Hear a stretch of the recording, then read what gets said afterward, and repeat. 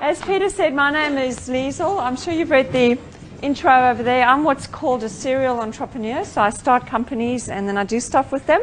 So when I was in my 20s, I had small kids and a non-working ex-husband. So I was the breadwinner and I started a franchise. And I took it to 38 branches in 4 countries with about 80 staff and about 4,000 registered students. That was cool.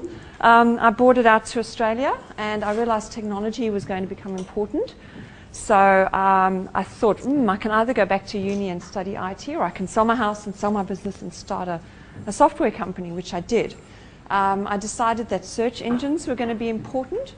This was back when people were saying, didn't you know the internet's dead? This was right after the tech crash, which I thought was a fantastic time to start a tech company because, you know, people just fall over and give up on stuff. And if you keep going and you hold a vision, you can do something valuable. And the other thing I heard a lot was, we've already got Alta Vista. We don't need any more search engines in the world. So that was interesting. So I built a search engine company, listed that on the Australian Stock Exchange in 2005. And then I started another company called MyCyberTwin. We build virtual human beings like Siri on the iPhone.